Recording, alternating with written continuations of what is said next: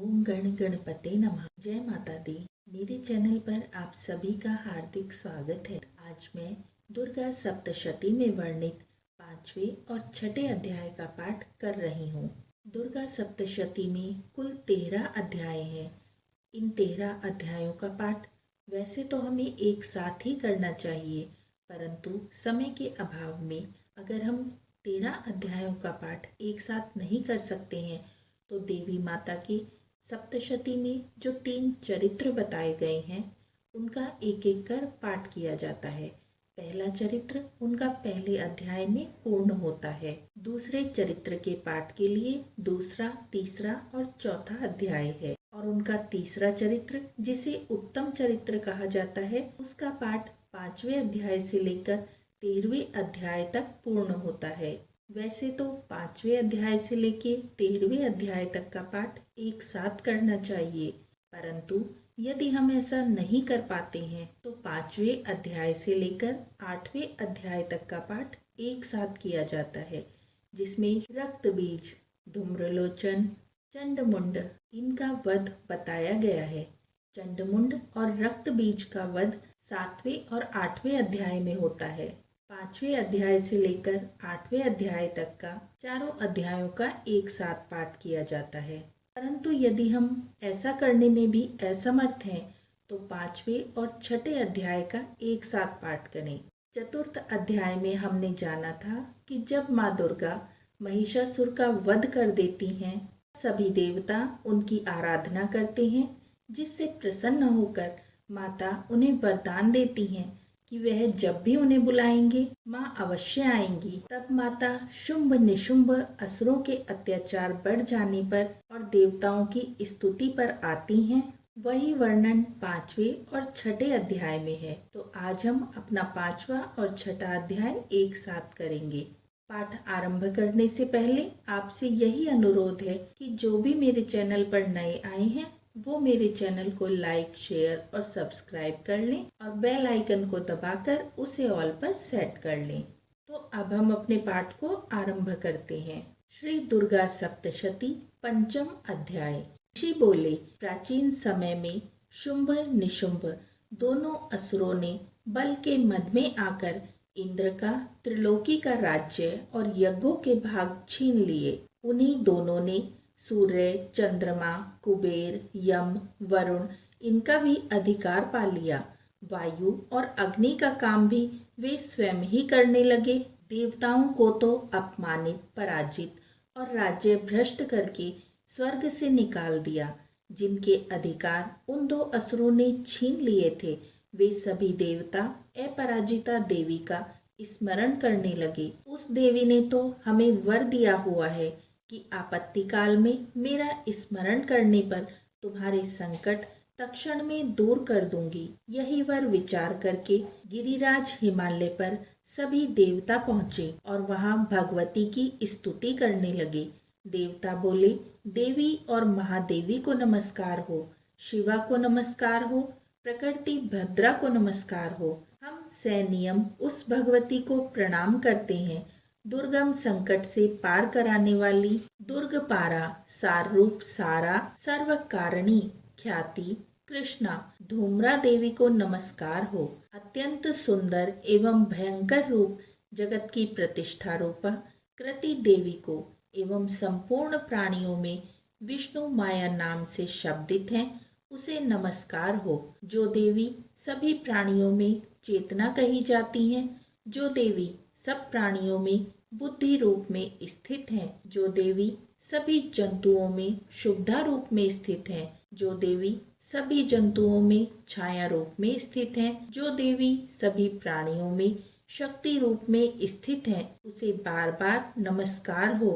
जो देवी सभी प्राणियों में तृष्णा रूप में स्थित हैं, जो देवी सभी प्राणियों में क्षमा रूप में स्थित हैं, देवी सभी जंतुओं में जाति रूप में स्थित है, जो देवी सभी प्राणियों में लज्जा रूप में स्थित है, जो देवी सभी प्राणियों में शांति रूप में स्थित है, उसे बार बार नमस्कार हो। जो देवी सभी प्राणियों में शांति रूप में स्थित है, उसे बार बार नमस्कार हो। जो देवी सब प्राणियों में श्रद्धा रूप में स्थित है, जो देवी सभी प्राणियों में कांति रूप में स्थित है, जो देवी सभी प्राणियों में लक्ष्मी रूप में स्थित है, जो देवी सब प्राणियों में व्रती रूप में स्थित है, जो देवी सभी जंतुओं में माता रूप में स्थित है, जो देवी सभी प्राणियों में भ्रातृ रूप में स्थित है, जो देवी सभी प्राणियों के इंद्रियों की अधिष्ठाती है, उसी प्रकार सब में व्यापक है, उस देवी को बार बार प्रणाम हो। जो देवी इस सारे जगत में व्यापक होकर चैतन्य रूप में स्थित है, उसे बार बार प्रणाम हो। प्राचीन काल में अपने मनोरथों की सिद्धि के लिए देवताओं ने जिस देवी की स्तुति की, इसी प्रकार कई दिनों तक सुरपति इंद्र जिनकी सेवा करता रहा, वह मंगल रूपा परमेश्वरी हमारे मंगल एवं कल्याण करें और हमारी आपत्तियां दूर करें। दुष्ट दैत्यों से संतापित हम संपूर्ण देवता जिस भगवती ईश्वरी को प्रणाम कर रहे हैं और जो भक्ति पूर्वक नम्रता के स्वरूप मनुष्यों द्वारा स्मरण की जाने पर उनकी सभी विपत्तियों का नाश कर देती है, वह हमारी सभी विपत्तियां दूर करे। ऋषि बोले, हे राजन, देवता लोग जब इस प्रकार भगवती की स्तुति कर रहे थे, उस समय श्री गंगा जी के जल में स्नान करने के लिए पार्वती जी आई। उस समय सुंदर भावों वाली पार्वती जी ने देवताओं से कहा कि आप लोग किसकी स्तुति कर रहे हो। तब उनके शरीर कोश से प्रकट होकर शिवा बोली कि ये देवता तो शुंभ दैत्य के निकाले हुए एवं संग्राम में निशुंभ से पराजित हुए मिलकर मेरी ही स्तुति कर रहे हैं। पार्वती जी के शरीर कोश से श्री अंबिका जी का प्राकट्य हुआ। इसी कारण सारे संसार में यह कौशिकी नाम से प्रसिद्ध है। इस प्रकार जब कौशिकी प्रकट हुई, तब श्री पार्वती जी रूप में काली हो गई। हिमालय में रहने के कारण इनका कालिका नाम विख्यात हुआ। उसके अनंतर शुंभ निशुंभ के नौकर चंड तथा मुंड ने वहां आकर उस अंबिका देवी को देखा, जो उस समय परम सुंदर रूप धारण कर रही थी। उन दोनों ने शुंभ दैत्य को जाकर कहा कि महाराज, हिमालय को अपनी कांति से प्रकाशित करती हुई एक परम सुंदर स्त्री वहां बैठी है। वैसा उत्तम परम सुंदर रूप किसी ने भी कहीं देखा नहीं होगा। हे असुरराज, वह देवी कौन होगी, इस बात का आप ही पता लगाइए। वह स्त्री क्या है, रत्न ही है। उसके तो सभी अंग बड़े मनोहर हैं, अपनी दिव्य कांति से दिशाओं को प्रकाशित कर रही है। हे दैत्येंद्र, आप जाकर उसे देख सकते हैं। हे प्रभु, जितने भी रत्न, मणियां, घोड़े, हाथी आदि तीनों लोकों में पाए जाते हैं, वे तो सभी आपके घर में शोभित हैं। इंद्र का श्रेष्ठ हाथी ऐरावत, यह पराजिता का वृक्ष एवं उच्च श्रवा अश्व, ये तो आपने ले लिए। हंसों से युक्त यह विमान भी आपके आंगन में विद्यमान है। जो यह अद्भुत विमान ब्रह्मा जी के यहाँ रत्न समझा जाता था, यह भी आप यहाँ ले आए। कुबेर से महापद निधि भी आप ले आए। समुद्र ने आपको केशरों वाली किंजलनी माला भेंट की। सोने की वर्षा करने वाला वरुण का छत्र भी आपके घर में है, और यह सुंदर रथ भी आपके पास ही है, जो पहले प्रजापति के यहाँ था। हे ईश्वर, उत्क्रांतिता नाम की शक्ति भी आपने मृत्यु से छीन ली। वरुण का पाश तथा सभी जाति के समुद्री रत्न तो आपके भ्राता निशुंभ के अधिकार में आ गए। अग्नि ने भी स्वयं शुद्ध करके 2 वस्त्र आपको दिए। हे दैत्येंद्र, आपने सभी प्रकार के रत्न इकट्ठे कर लिए। फिर यह कल्याणी देवी, जो कि एक स्त्री रत्न है, उसे क्यों नहीं ग्रहण करते। ऋषि बोले। तब चंड मुंड के वचन सुनकर शुंभ ने सुग्रीव को दूत बनाकर देवी के पास भेजा और कहा कि तुम मेरी ओर से उससे इस प्रकार से कहना और इस प्रकार का उपाय करना, जिससे वह प्रसन्न होकर अत्यंत शीघ्र ही यहाँ आ जाए। यह सुनकर वह दूत पर्वत के उस प्रदेश पर पहुंचा जो कि अत्यंत सुंदर था। वहां देवी बैठी हुई थी। वहां जाकर उसने देवी से मधुर वाणी द्वारा कोमल वचन कहे। दूत बोला, हे देवी, दैत्यों का स्वामी शुंभ तीनों लोकों में परमेश्वर है। मैं उसका दूत हूँ। आपके पास उसने मुझे भेजा है। मैं यहाँ आया हूँ। सभी देव जातियों में कोई भी देवता नहीं जो उसकी आज्ञा न मानता हो।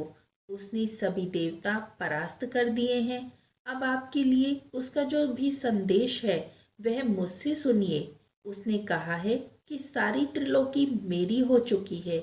सभी देवता मेरे अधीन हैं। सभी यज्ञ भाग पृथक पृथक करके मैं ही पा रहा हूँ। त्रिलोकी भर में उत्तम सभी रत्न मेरे अधीन हो चुके हैं।